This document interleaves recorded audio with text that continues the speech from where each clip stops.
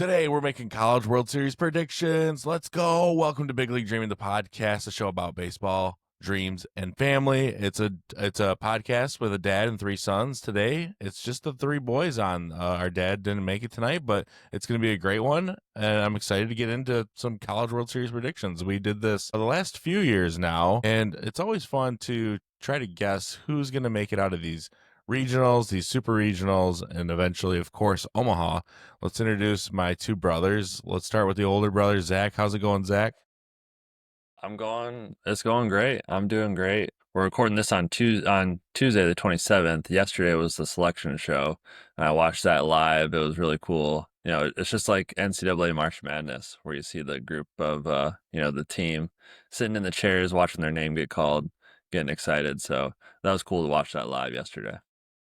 Nice. Yeah, I didn't get to watch that, but I did see some clips before we started, and seeing the celebrations is always fun to see the reactions from some of the teams, especially the teams that we don't recognize that get in, like North Dakota State, but we can talk about that as we get into these regionals and talk more about all the teams individually. And before we get to that, though, let's introduce Zane, the youngest son. How's it going, Zane? Doing well. Excited to be on again.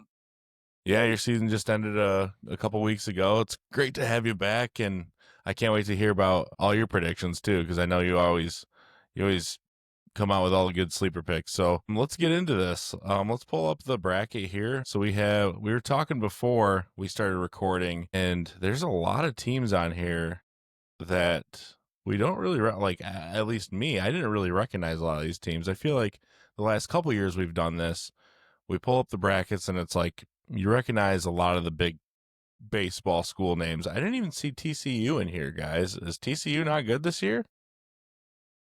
They're in it. They're at Oregon State. They're at Oregon State. Okay. I'm scrolling around here. Okay, I see them. All right. I was gonna say, because I don't think they had a better year than they've had in the past, though, right? They were kind of wishy-washy this year, Zane. I believe so. They're not like what they used to be when they used to always host. Back when Jim Schlossnagle was the head coach there, and they were really churning out year after year, making it to Omaha. But they were still 39-18, so a decent year for them. Big 12's definitely changed a lot in the last few years for baseball. A lot of teams have left and gone to the SEC, so I wonder if that's kind of made a little impact on kind of where they're at in the power rankings or the RPI system that D1 uses.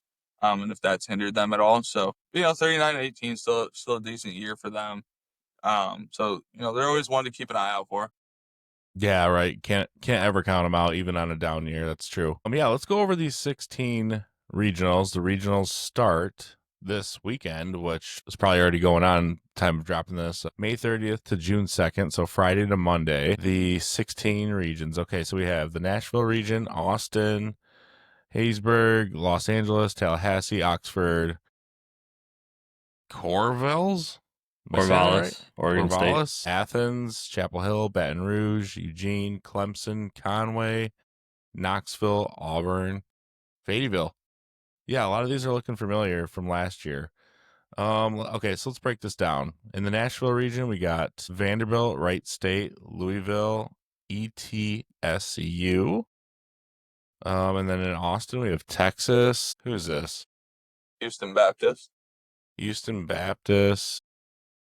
Yeah, see, now this is what I was saying before we started this episode. Like, before we started recording, it's like some of these teams. Who are these guys? You say Texas San Antonio, the Roadrunners. Dang, yeah. Okay, so they're 44-13. So these are the teams you got to look out for. Yeah, Texas San Antonio has some pretty good pitching. Do they? So that could be a good pick out of this Austin region. And then you got Kansas State. So who do you guys liking out of these first two regions? We'll just do a couple regions at a time. Yeah, I think Vanderbilt is just playing their best baseball right now. They got really hot down the stretch. They took 2 or 3 at Tennessee, and then they swept Kentucky, and then they won the SEC tournament, second title in the last 3 years for Vandy. They're just kind of rolling right now. And I saw that this is their 19th consecutive appearance, making this postseason for college baseball, which is the longest active streak. I know they haven't been making it to the finals like they were a handful of years back, but I think this is the year. I mean, they're the number 1 overall seed. This is the year that Vandy can make a really deep run. Yeah, I could see that. I think they won it all not too long ago, right? 2019, I want to say. Sounds about right. I think they won it all in 2019. So yeah, they could. They're definitely going to get out of that region too. I agree, Zach. What do you think, Zane? I think the Nashville region is going to be a 2-team horse between Vandy and Louisville. I think ETSU's usually got a solid program, but I don't know if they're going to be able to keep up with Vandy and Louisville. Wright State usually can swing it pretty well. Also have some arms, but I just don't know if they're ready to hang and be able to deal with the atmosphere that comes with Vandy. If they have to face, I think Wright State plays Vandy, so it's going to be interesting to see how they kind of handle that pressure and the big moment. It's a tight environment at Vandy. Like, it's not a huge stadium where you got a bunch of people in the outfield as well. Fans are right on top of you at Vandy, so it should be pretty interesting. But I think it's going to be a 2-team horse between Vandy and Louisville, but I think Vandy will definitely come out on top. Yeah, I agree. Yeah, number 1 overall seed, and like Zach said, just playing really well right now. Let's go over to that Austin regional where we have Texas, Houston Christian, and then Kansas State versus UTSA, the Roadrunners, right? Who we liking out of this one? Yeah, I think Texas will likely come out of this. I mean, their hitting coach is Troy Tulowitzki, so they can't be all that bad. Yeah. I think Tulo took a little bit of a hiatus from the program for a few years, and then he came back this past year. And they've just been kind of firing on all cylinders. And the old Texas A&M coach Schlossnagle that I talked about a little bit ago when he was at TCU. He was at Texas A&M last year when they're right there fighting for a national championship against Tennessee, and you know come runner up, and then he goes to Texas, and there was a lot of scuttlebutt about it, him leaving right away and going to Texas. And I know some players went over there with him, and he hit the transfer portal hard. But Texas will be very, very good, and it's going to be tough for Houston Baptist, and UTSA can pitch it, but it's a different animal when you're facing Texas, and you got to face those big boppers 1 through 9. Anyone can leave the yard at any time. So I think Texas is going to kind of breeze right through that. Well, Ty, Yeah. speaking of Texas A&M, they were preseason ranked number 1 in the country, and they missed the tournament. Wow. That's crazy. Yeah, I remember that when we did that episode early this year. I remember Texas A&M. I was looking for them. Yeah, That's Virginia crazy. was number 2. Texas A&M was number 1. Virginia was number 2, and both of them missed the tournament. Crazy. Wow. That is crazy. When's the last time that happened? Someone's got to be able to figure that out. I think that's never happened. I don't see how that could ever happen, honestly. Go into the season being the top ranked 2 teams and don't even make it to the, because we have what, 16? So we have 16 regions. 64 teams. So yeah, 64 teams. You don't even make it out of 64. That's pretty shocking. So SEC. Yeah. So let's move down to our next 2 regionals. Let's look at Hattiesburg. Am I saying that right? Hattiesburg? Hattiesburg, Mississippi. All right, let's look at this region. First game, May 30th, 3 p.m. We got Miami versus Alabama, and then we have Southern Miss versus Columbia. This one, so I feel like some of these regions are kind of like the first 2 ones we just went over. We're kind of the top teams, but some of these regionals, like this one, I feel like it's anyone's, honestly. What do you guys think? I like Got Miami, Alabama. who's always good. Yeah, Alabama. Yeah, I like Alabama out of this region. I feel like Southern Miss, they kind of just squeaked in, being able to host that 16th spot. I mean, they lost to Coastal Carolina in the Sun Belt Championship game, and I've heard Alabama definitely has some pop, so I think they could go down there and come out of that region. What do you think, Zane? Yeah, no, I was looking at Alabama as well as kind of a sneaky team that could take a regional from a host. People usually just kind of assume the host school is going to win it, but we see every now and then that a team will come in and I think Alabama's a team that is one of those schools that could really sneak in there and win out of Southern Miss and Hattiesburg.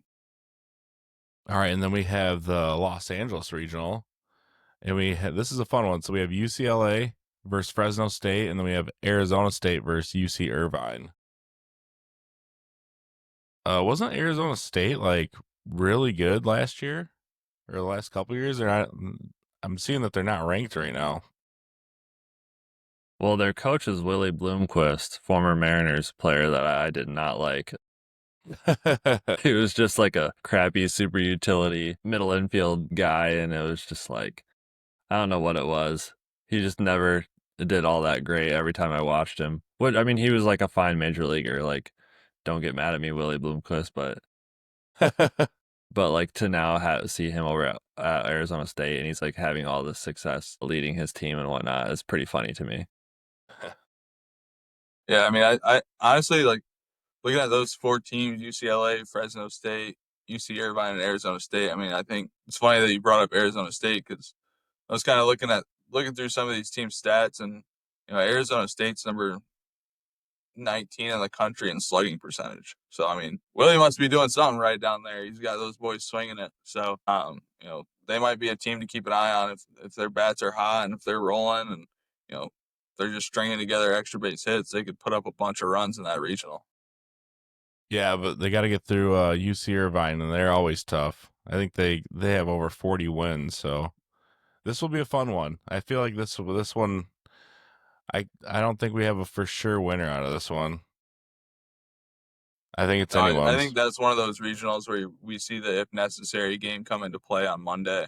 Yeah. And it comes down to one game, winner take all, and moving on to a super. Super is going to come down to 9 innings and 27 outs or potentially more going into extras. So that one's going to be one to keep an eye on. So at least we'll probably have some exciting baseball late at night on the West Coast. Yeah. Yeah, really late. All right, let's move down to Tallahassee. We got Florida State and Bethune Cookman. Here's never even heard of them. Then we got Mississippi State and Northeastern. What's this Bethune Cookman all about? Bethune Cookman's, believe they're in HBCU. I don't know what conference they're in. They're in the Southwest, so they're out of the SWAC, which is mainly at HBCUs. But they're a solid little program. Like same thing. I was kind of looking through these. They're right above. They're tied with Arizona State for slugging percentage. Obviously the level of play is definitely a little bit different in the SWAC than you would see in like the Big Ten, the SEC, those main conferences. But to still be able to swing it that consistently, it says a lot. You still got to be able to barrel up the ball and put it in a gap or over the fence. So, they're not one to sleep on, but I think the team to watch, keep an eye on in that Tallahassee regional. You got Florida State, who, I believe they were in Omaha last year, correct? Yeah, they were. Yeah, so you have Florida State, who's been there before. They're hosting. They can swing it. They can pitch it. But the one to keep an eye on is probably Northeastern. I was kind of looking at them. They're kind of my sleeper team to make an upset and make some noise. Their starters are unreal.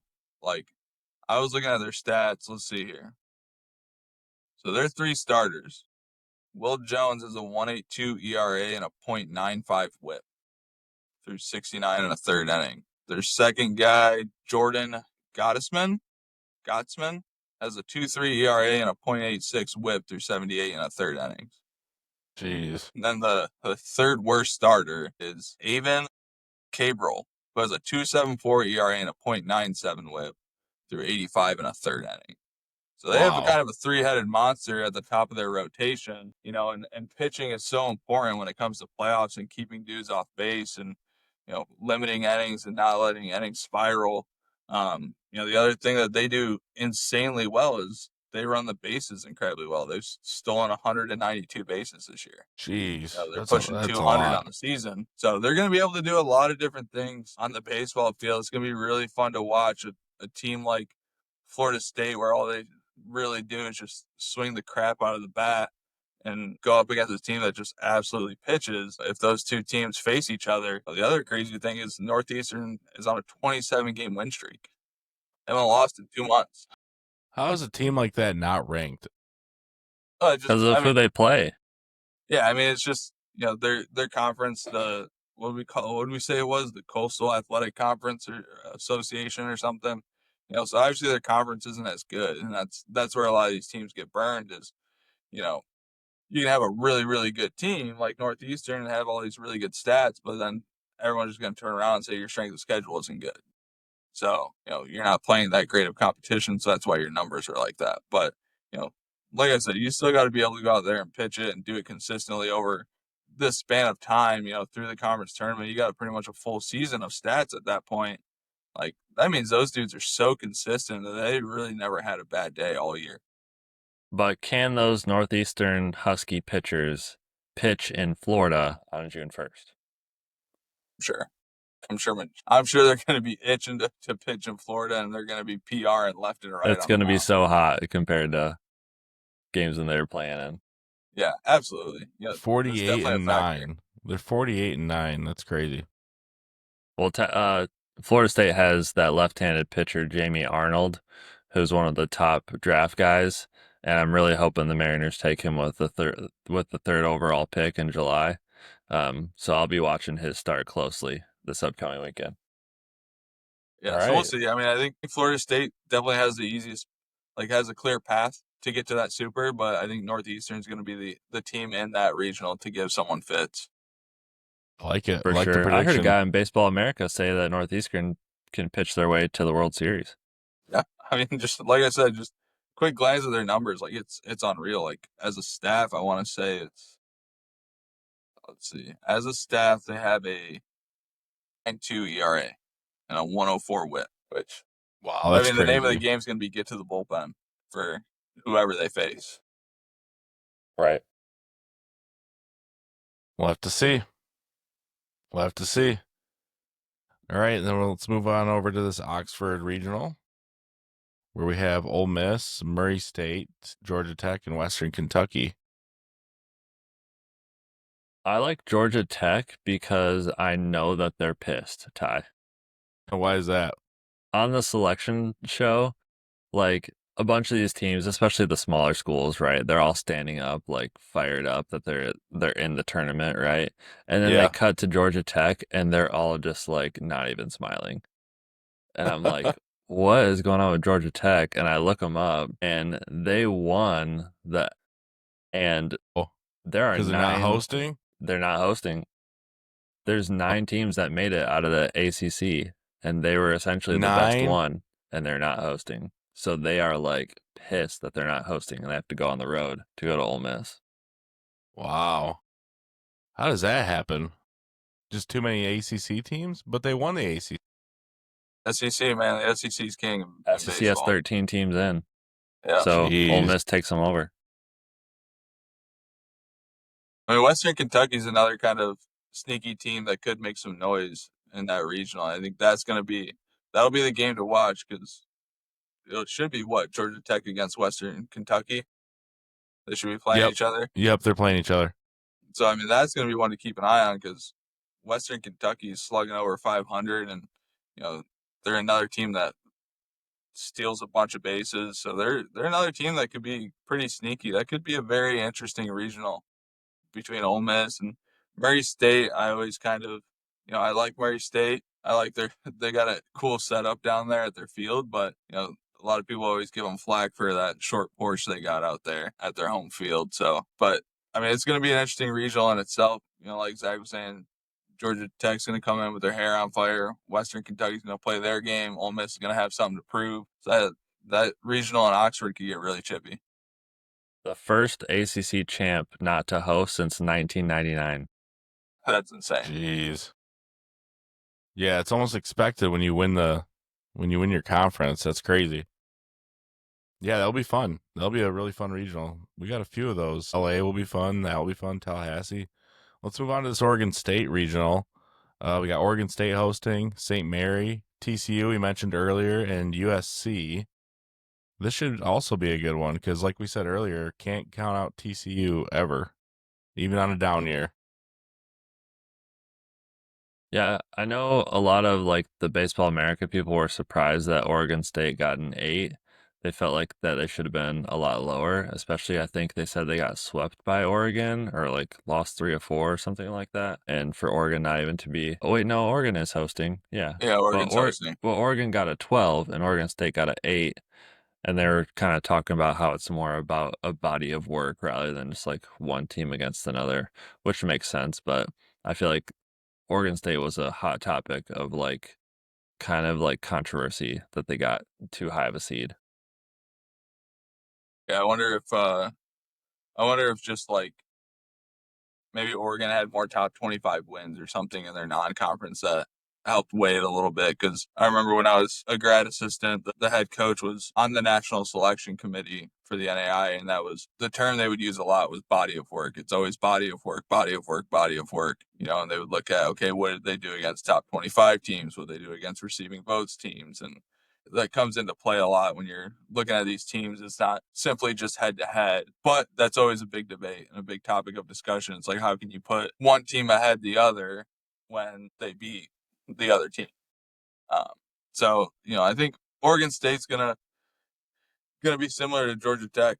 They're gonna be a little chippy, and I think USC is kind of one to keep an eye on. You haven't seen USC kind of be that prominent baseball school that they were in years past, so it's good to see them back in a regional. And I think if they can get to a super, that would be awesome for the sport and bring a lot of nostalgia to the super regionals.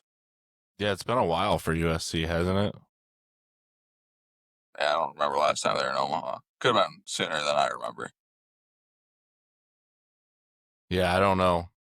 They won it though, all right? 09 or something like that. Yeah, that's pushing You a might long be time thinking now. of Fresno State maybe Let's see. when they won it. Wow, yep, I think it was.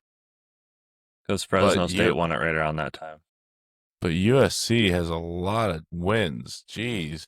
All these teams have a lot of wins, Ty. No. Sorry. Championships. Yeah, that's what Zane was saying. Yeah. I didn't realize it was that many. Oh yeah, yep. USC used to be like, I mean, really, the West Coast used to just be the entire hotbed of college baseball, and it's really kind of shifted over the years. Of now, it's become a little more Southeast is really taken over college baseball, and the West Coast is kind of not fallen down a little bit, but now your smaller schools aren't as like competitive, right? You don't see Long Beach State out there in Omaha like you used to see. You don't see Cal State Fullerton out there consistently in Omaha like how it was back then. Now all these big schools, SEC schools, ACC schools are dumping a bunch of money into baseball, and now they're kind of taking over. The last time they were in the College World Series was 2001. Yeah. All right, there's my new sleeper team is USC. I There you don't go. know that much about them, but for the sport and for the sake of nostalgia, I'm going for USC. There we go. Let's move on to this Athens regional. We got Georgia, Binghamton, Oklahoma State, and Duke. Now, Duke was super high in the preseason, weren't they, Zach? Weren't they one of the top teams in the first couple weeks? Yeah, they were. And then friend of the show, Brian Sikowski, who we had on at that time, he was full-time with Perfect Game scouting for them. Now he's their player development guy at Duke. I Really? think this is his third, third season at Duke. So yeah, I've been seeing like all of his posts and stuff throughout the season, and they've definitely fumbled a little bit middle of the year, but they've come on strong, and I hope that they can make a run and advance to a super for sure. Yeah, they're solid. They're a solid team. They were one of the top teams going into the season, so we'll have to see if they can pull it back around and get out of this regional. But they got Georgia, Oklahoma State. Those are some tough teams. Yeah, I mean, I think Georgia's going to swing their way through this regional. I think that was kind of one of the big topics of discussion for Georgia during the SEC tournament was they just swing so well at home. Like they hit the ball insanely well at their own yard, and they struggle a little bit at the SEC tournament. So, I think Georgia's going to go in there and swing the bats like crazy, really do a good job offensively, and kind of make it through that regional. And they're going to pray that they host the super. But if they should, if the 10 seed is matched up with theirs and they're the 7 seed, so they should host a super if they make it through. All right, now let's move on to this Chapel Hill regional where we have North Carolina, Holy Cross, Nebraska, Oklahoma. I think you got to go North Carolina, right? I mean, they're one of the best teams this year. And They're stacked. Nebraska's kind of sneaky though. I was watching the Big Ten tournament. And they're kind of fighters, man. They're scrappy. They'll fight their way through, and they'll come back, and they'll win games late, and they'll catch fire and catch lightning in a bottle a little bit, and roll with it and keep going. So Nebraska's kind of a team to watch in that one. It could be Nebraska versus North Carolina, right? Very well. Oklahoma has that big draft guy, Kyson Witherspoon, right-handed pitcher. So if he shuts down game one, then that could change things. But yeah, Tar Heels are strong this year. Luke Stevenson is their leader catcher, draft guys. Oh, that. And have you ever been to Chapel Hill? They have a really good setup there. No, I've never been there. Yeah, I like the way that they have their stadium and everything. They have a really big fan base. Everybody is fired up for Tar Heels, like all their sports really. So they'll show out and they'll be ready to go. Yeah, I think North Carolina is definitely a strong. That's my pick for this regional. And then let's go to the Baton Rouge regional. We got LSU, Little Rock, Rhode Island, and DBU. Dallas Baptist. Home of the Fighting Ben Zobrist, right? Sorry, Ben Zobrist, right? I think Did he? so. I think you got to go LSU, right? I mean, they just won it, 2 years ago? Yeah, 2 years ago with Dylan Cruz and Paul Skeens, 2023. Yeah, I mean, they're just a powerhouse, and they're, I don't know, I don't see them not winning this. Yes, Ben Zobrist did go to Dallas Baptist. After he went to Olivet Nazarene, CCAC. He did?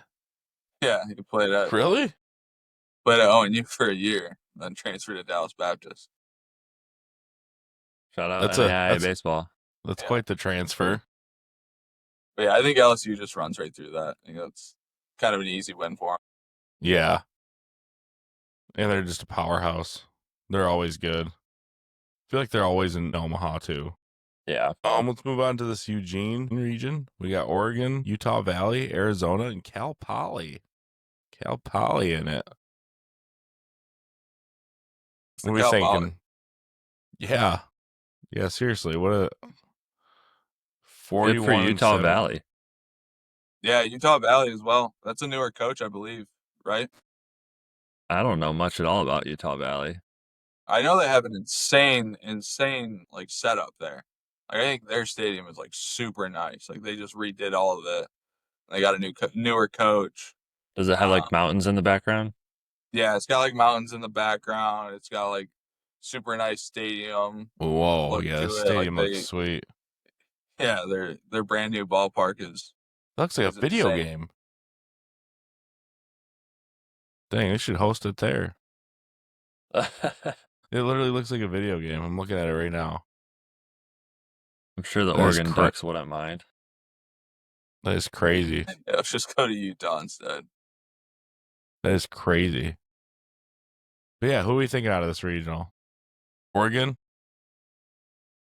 Yeah, I think it's got to be Oregon. Right?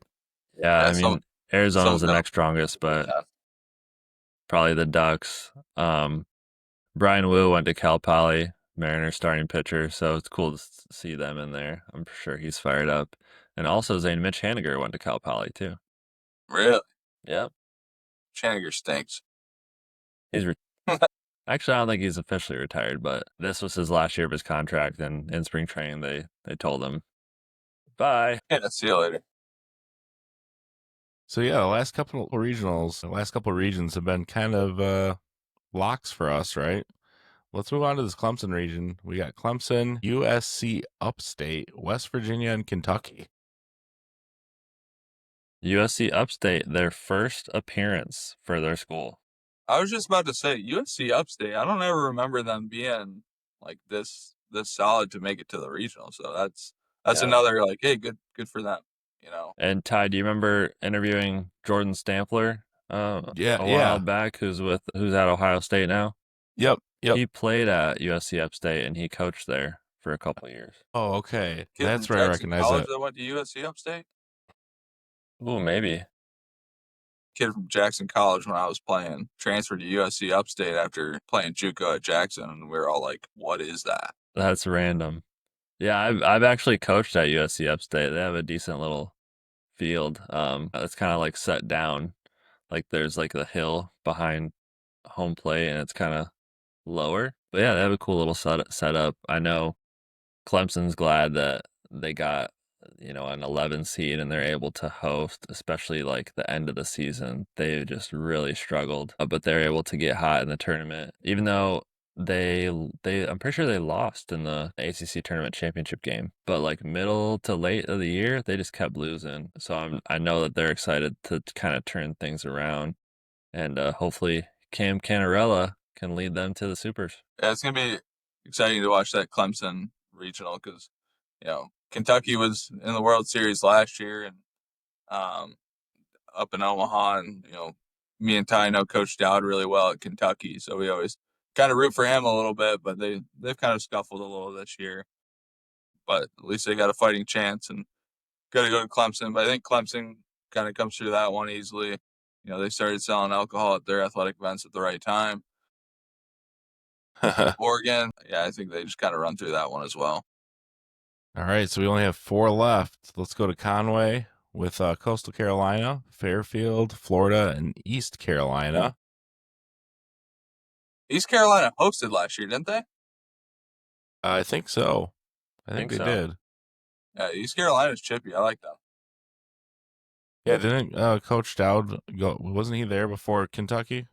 Yes. No, yes, he was at Western Carolina. Western Carolina. Yeah, he was with the Catamounts. Yeah. Gotcha. In Western Carolina. East Carolina is close to the beach. It's in Greenville, North Carolina. Their setup is crazy. All the fans hanging on the outfield fence. They call it the jungle. So I know the Chanticleers at Coastal are glad they don't have to go to ECU, which they have in the past. I hope Coastal comes out of this region. Florida's a very tough team. And then ECU, who's always a threat in the postseason, like I feel like Coastal got a really tough draw in this region. Yeah, looking at that other side of the 14 bracket in Coastal, like Florida and Eastern Carolina are going to be two teams that I think very well could come out of that if it's not Coastal. So, it's definitely a tough draw for Coastal, but at least they're home. It's good to see Coastal get back into that hosting of a regional with the new coach there. After the old coach stepped down and he retired, right? Yeah, Gary Gilmore retired.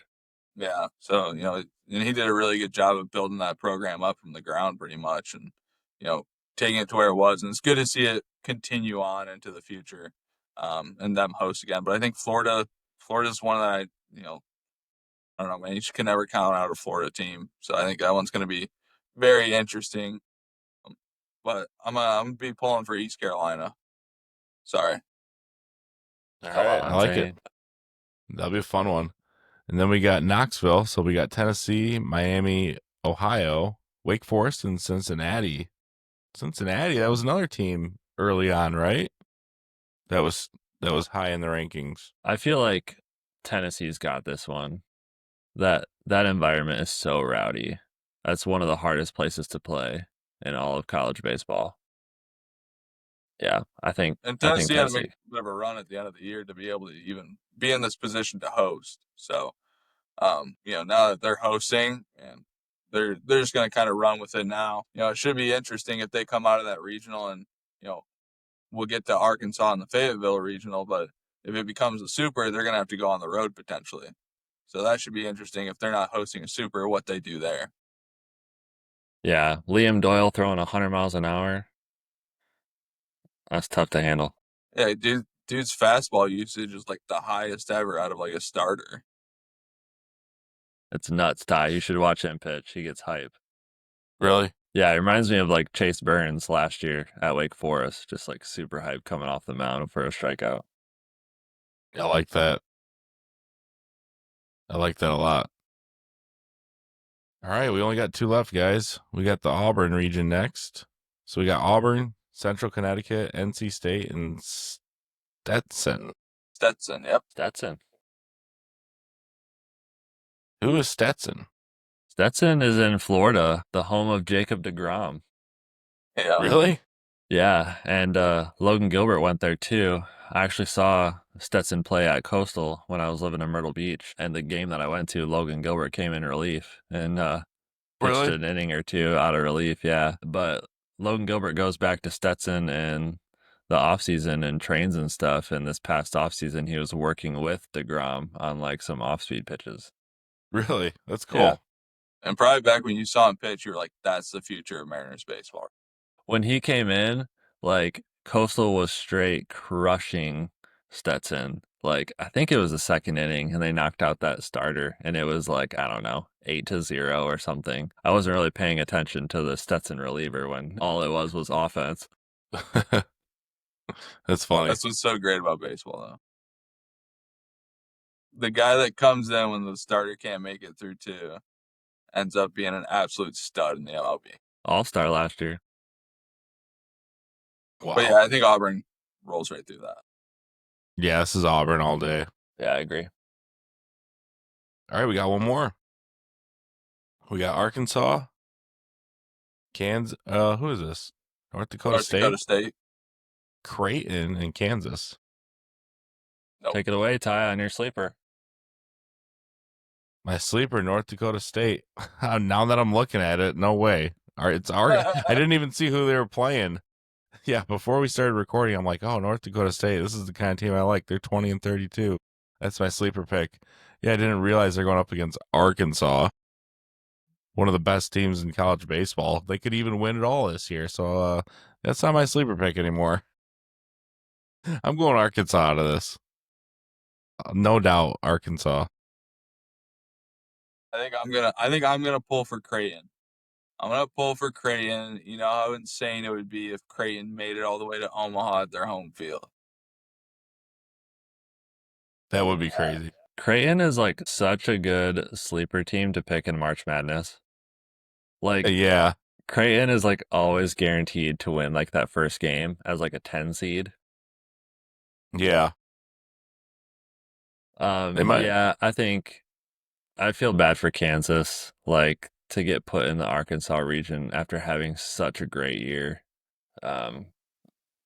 Yeah, I don't see them coming out of Fayetteville, Arkansas, but I definitely feel bad for Kansas. But yeah, never count out North Dakota State with their 20 wins. Hey, we say it now, but you never know. Baseball's I crazy. feel like this is, for me at least, and I'm sure you guys probably think differently, but for me, I feel like this is the most fun for the College World Series is these first couple games, because if one of these teams that like no one is expecting, these are the games they win. Like they'll win that first game by a crazy amount, and it's just like, I feel like these games are always so crazy. You always get like a team or two that's like, how did they win a game? And then the other team has to win 2 games. And I just feel like this first weekend's always the most exciting. Yeah, I would say college baseball is my favorite brand of baseball just because it's like it's better than high school baseball. It's better than like lower level college baseball, but it's not professional baseball. Like it's very unpredictable, but it's just good enough where it's not too predictable. I don't know. A lot of these teams get scrappy. They lay down bunts and things like that. They put pressure on the defense, and the defense, they're not going to make every play because they're not professional ball players. These are definitely amateurs. So just like watching all the guys rally in the dugout and get excited and play for their team rather than, to try to move up to the next level of the minor leagues or to try to earn that paycheck or get that contract at the major league level. College baseball, this is like one of my favorite times of year, watching these regionals, the super regionals, the College World Series. I would say that this is my favorite like level of baseball to watch. Yeah, I mean, I think that's what's so great about regionals, super regionals, and Omaha is, it's so different than the pro ball style that everyone usually sees on TV. You know, it's like Zach's saying, it's so much different when you're with the same dudes from late July, early August, all the way till now, going into June, right? You've built such a good camaraderie and relationship with all those dudes on the roster. Whereas in the MLB, once the season's done, they go their separate ways. They do their own private workouts. They might meet up with guys at certain spots from time to time for a weekend. And that same thing, go their separate ways, go to spring training for 4 weeks, and then, all right, let's go play 162 games together. Like, it's hard to kind of build that camaraderie, and you got dudes on the IL and dudes going up to the MLB, down to AAA. Like, you don't have that in college. You just don't. You're with the same guys for 10 straight months. And it's just, you see it, a culmination of it all during this stretch of college baseball that we're about to watch. You're not worried about being traded. You know, Yeah. This is your squad. This is it. And it all starts this weekend. So everyone stay tuned for our next episode, because I think we'll have to recap these regionals and do some super regional predictions. It's what we did last year. And then eventually we'll do our College World Series predictions, Omaha. So be sure to subscribe to our podcast, Big League Dreaming, the podcast. We come out with episodes on Saturday. You can follow us on X, formerly known as Twitter, at BLD Pod. That's at BLD POD, and we're on TikTok at Big League Dreaming. Big League Dreaming, the podcast, wherever you listen to your podcast, Spotify, Apple Podcast. We will see you next week for our super regional predictions and our recap of these regionals, how well we did with our predictions. We'll see you on the next one, everyone.